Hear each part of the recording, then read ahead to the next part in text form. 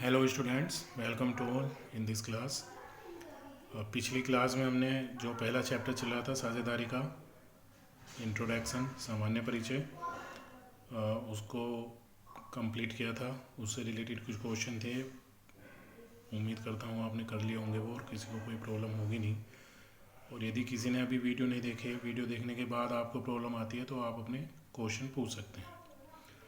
आज हम उसी कंसेप्ट साझेदारी में नया इसका चैप्टर शुरू करते हैं।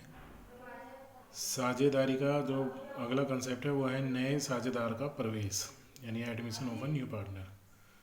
क्या मतलब है इसका? जब किसी नए व्यक्ति को, जो वर्तमान में साझेदार हैं, उनकी परमिशन लेकर किसी नए व्यक्ति को साझेदार के रूप में साझेदारी संस्था में शामिल किया जाता है, तो उसे हम नए साझेदार का प्रवेश कहते हैं। भारतीय साझेदारी अधिनियम 1932, पिछले क्लास में इससे रिलेटेड एक क्वेश्चन भी पूछा गया था। तो भारतीय साझेदारी अधिनियम 1932 के अनुसार किसी व्यक्ति को पुराने साझेदार, यानी जो पहले से ही साझेदार हैं, जिन्होंने सबसे इस नए व्यक्ति के साझेदार बनने से पहले जो पुराने साझेदार हैं, उनकी सहमति से उस नए व्यक्ति को साझेदार के रूप में संस्था में शामिल किया जा सकता है। तो उसे हम कहते हैं नए साझेदार का प्रवेश। यानी नया व्यक्ति साझेदार के रूप में संस्था में तभी प्रवेश प्राप्त कर सकता है जब वर्तमान में जो साझेदार हैं उन सब की सहमति हो। यदि उनमें सहमति नहीं है तो किसी नए व्यक्ति को साझेदार के रूप में शामिल नहीं किया जा सकता। अब जो इस नए व्यक्ति से पहले साझेदार हैं, उनके बीच में अनुबंध हुआ है, उन्होंने अपनी पार्टनरशिप डीड बनाई है, उनका अनुपात लाभ हानि को बांटने का भी निश्चित है, पूंजी भी निश्चित है। लेकिन अब ये जो नया व्यक्ति साझेदार के रूप में शामिल होगा, उसके बाद उन सब में चेंज, बहुत सी बातों में चेंज आ सकता है। कैपिटल की क्या स्थिति होगी, नया भविष्य का लाभ हानि का अनुपात क्या होगा, नए साझेदार को शामिल करेंगे तो पुराने साझेदारों के लाभ हानि पर क्या प्रभाव पड़ेगा, किसको क्या त्याग करना पड़ेगा। तो ऐसी स्थिति में जो नया साझेदार जब प्रवेश लेता है तो उसकी प्रवेश की डेट से नया साझेदारी अनुबंध शुरू होगा। यानी इस नए व्यक्ति को शामिल करके जो अब अनुबंध होगा कि किसकी क्या पूंजी होगी, किसका क्या अनुपात होगा, जो पहला अनुबंध था पुराने साझेदारों के बीच में, वो तो हो जाएगा समाप्त। और इस स्थिति से जब नए व्यक्ति को शामिल करने के लिए सहमति है सब साझेदारों की, तो उससे फिर वो नया अनुबंध अपना तैयार करेंगे, पूंजी का, आहरण का, वेतन का, कमीशन का, नए लाभ हानि विभाजन अनुपात का। तो वो एक नया अनुबंध तैयार किया जाता है। अब क्वेश्चन ये बनता है कि जब किसी नए व्यक्ति को साझेदार के रूप में प्रवेश दिया जाएगा तो क्या वो पुराने साझेदार की सहमति से एकदम अगले दिन से साझेदार के रूप में कार्य करना शुरू हो जाएगा, या कुछ एडजस्टमेंट करनी पड़ेगी? तो हमें एडजस्टमेंट करनी पड़ सकती हैं। क्या हो सकती हैं? जब नया साझेदार प्रवेश लेता है तो उसमें क्या समायोजनाएं हो सकती हैं? सबसे पहले होती है ख्याति की गणना और उसका लेखा। ख्याति यानी गुडविल, इसके बारे में भी बताया जाएगा। ये जितने स्टेप हैं उनके सबके बारे में बताया जाएगा। ख्याति की गणना। दूसरा, नए लाभ हानि अनुपात की गणना।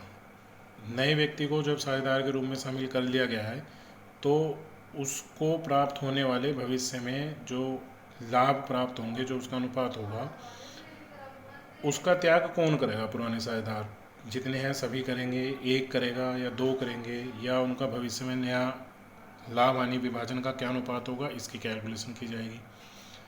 त्याग अनुपात यानी सैक्रिफाइसिंग रेशो। जब नया साझेदार संस्था में साझेदार के रूप में शामिल किया जाता है तो उसको जो भी लाभ भविष्य में प्राप्त होगा वो कहीं ना कहीं पुराने साझेदार के लाभ अनुपात को कम करता है। चाहे वो सभी को करे या एक को करे या दो को करे, वो तो उनका आपसी अनुबंध है। लेकिन जिस साझेदार का अनुपात भविष्य में कम होगा लाभ प्राप्ति का, तो वो जो कम हुआ है उसे कहते हैं त्याग अनुपात। यानी वो हिस्सा पुराने साझेदार ने अपने पुराने लाभ में से छोड़ दिया है नए साझेदार के लाभ को पूरा करने के लिए, तो उसकी कैलकुलेशन होती है। पूंजी का समायोजन होता है। नए साझेदार की पूंजी कितनी होगी, उसकी कैलकुलेशन कैसे होगी, या नए साझेदार द्वारा जो पूंजी लाई गई है उसके आधार पर पुराने साझेदार अपनी एडजस्ट करते हैं, इनके सब के बारे में बताया जाएगा स्टेप बाय स्टेप। जब नया साझेदार शामिल होता है साझेदारी संस्था में, तो संस्था की जो संपत्तियां और दायित्व हैं, किसी नए व्यक्ति ने साझेदार के रूप में शामिल होने की अपनी इच्छा जाहिर की, पुराने साझेदारों ने कहा ठीक है, आपको साझेदारी संस्था में शामिल होने के लिए ये पूंजी देनी पड़ेगी। वो कहेगा ये पूंजी किस आधार पे आप मेरे से मांग रहे हैं। तो हो सकता है पुराने साझेदारों ने अपनी बैलेंस शीट जिसमें उनकी एसेट्स और लायबिलिटीज़ मेंशन है वो दिखाई हो कि भाई ये हमारी संपत्ति हैं, दायित्व हैं, इसके आधार पर हम आपको ये कह रहे हैं। तो नया साझेदार ये डिमांड रख सकता है कि ये संपत्ति और दायित्व जो हैं वो तो आपके अनुसार है। मान लीजिए कोई संपत्ति दिखाई है कि 50,000 रुपये की एक मशीन है। अब नया साझेदार ये कह सकता है कि आप 50,000 की ये मशीन है तो आप कह रहे हैं, लेकिन इसकी वैल्यू क्या है आज मार्केट में, वो देखना महत्वपूर्ण है। तो हो सकता है संपत्ति और दायित्व का पुनः मूल्यांकन कराया गया हो। यदि कराया गया है तो वो किस आधार पर होगा, क्या लाभ होंगे, क्या हानि होंगी, उनके बारे में हमें कैलकुलेशन करनी पड़ती है। नए साझेदार के रूप में शामिल होने से पहले बहुत से लाभ और संचय ऐसे होते हैं जो पुराने साझेदार अपने गत वर्षों के लाभों में से कुछ हिस्सा बचा के रखते हैं भविष्य की हानियों के लिए। अब यदि नया साझेदार प्रवेश लेगा और ये जो अवितरित लाभ या संचय हैं उनका विभाजन ना किया जाए, तो भविष्य में वो नया साझेदार भी इन अवितरित लाभ और संचय में हिस्सा मांग सकता है। तो नए साझेदार के प्रवेश करने से पहले ही या प्रवेश के समय पुराने साझेदार उन अवितरित लाभों या संचय को आपस में अपने पुराने अनुपात में बांट लेते हैं। ये भी हमें कैलकुलेशन करनी पड़ सकती है। तो जब नया साझेदार प्रवेश लेता है उससे रिलेटेड ये कुछ एडजस्टमेंट हैं, पहले हम इन्हें करेंगे तब हमारा पूरा कंप्लीट क्वेश्चन होता है। जर्नल एंट्री होंगी, कुछ अकाउंट बनाने पड़ेंगे, तब हमारा क्वेश्चन होगा। अभी पहले तो ये जो एडजस्टमेंट हैं नए साझेदार के प्रवेश के समय, इन्हें वन बाई वन हमें समझना है। सबसे पहला आता है इसमें ख्याति की गणना, गुडविल। ख्याति को कहते हैं गुडविल। क्या होती है गुडविल? सिंपल सा यदि इसका अर्थ देखें तो ये होता है फर्म द्वारा अर्जित की गई प्रसिद्धि। यानी जो पुराने साझेदार थे उन्होंने अपनी साझेदारी संस्था का निर्माण किया, व्यापार का संचालन किया, बहुत मेहनत से और बहुत ईमानदारी से किया, जिससे उनके जो ग्राहक हैं व्यापार के वो संतुष्ट हैं, वो बार बार उन्हीं के पास आते हैं। प्रसिद्धि है मार्केट में कि हाँ भाई ये संस्था अच्छा काम करती है। तो वो जो रेपुटेशन होती है, प्रसिद्धि यानी रेपुटेशन जो होती है, उसे हम कहते हैं गुडविल। और ये गुडविल व्यापार की वैल्यू को बढ़ाती है, इसलिए इसे एक एसेट्स माना जाता है, अमूर्त, इनटेंजिबल, यानी जिसे छुआ नहीं जा सकता। संपत्ति दो प्रकार की होती हैं, एक तो टेंजिबल होती है जिसे छू सकते हैं, और एक इंटेंजिबल होती है जिसे हम नहीं छू सकते। तो ख्याति एक ऐसी एसेट संपत्ति है जो इंटेंजिबल है, जिसे हम छू नहीं सकते, लेकिन इसकी वैल्यू होती है, इसका मूल्यांकन होता है। इसके मूल्यांकन की कई मेथड हैं। यदि हम कुछ मेथड महत्वपूर्ण जो आते हैं क्वेश्चन में देखें तो सबसे पहले होती है औसत लाभ के आधार पर ख्याति की गणना की जाती है। दूसरा है अधिलाभ के आधार पर। भी ये औसत लाभ क्या है, अधिलाभ क्या है, ये सब इनकी कैलकुलेशन जब कराई जाएंगी इनके बारे में बताया जाएगा। अभी तो केवल नाम पे हम चर्चा कर रहे हैं। तो पहला है इसमें औसत लाभ के आधार पर। दूसरा है अधिलाभ, सुपर प्रॉफिट कहते हैं इसे। ये जो पहला है इसे औसत लाभ को तो एवरेज प्रॉफिट कहेंगे।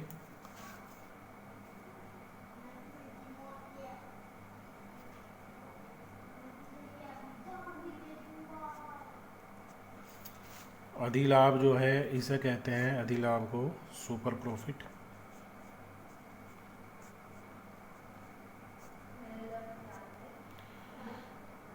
लाभों के पूंजीकरण के आधार पर, यानी जो प्रॉफिट हैं उनका कैपिटलाइजेशन कर दिया जाता है तो पूंजीकरण के आधार पर। और ये एन्युटी मेथड है। ये चार मेथड हैं जिनके आधार पर हम कैलकुलेशन करते हैं गुडविल की। फिर उस गुडविल का एडजस्टमेंट या लेखा बुक्स में कैसे किया जाता है वो जर्नल एंट्री का क्वेश्चन है। जर्नल एंट्री किस प्रकार से की जाएगी, पहले तो हम इसकी कैलकुलेशन करेंगे। तो नेक्स्ट जो क्लास होगी उसमें इनकी कैलकुलेशन, ये तो थ्योरेटिकल पोर्शन है। अब ये जितनी भी एडजस्टमेंट आपको बताई गई हैं, पहले इनके बारे में थोड़ा सा इनका अर्थ समझेंगे, फिर इनकी कैलकुलेशन समझेंगे, तब जाके जो साझेदार के एडजस्टमेंट के साथ जो पूरा कंप्लीट क्वेश्चन होता है एडमिशन का, वो तब हो पाएगा जब हम पहले इनको 1 बाय 1 सीख लेंगे।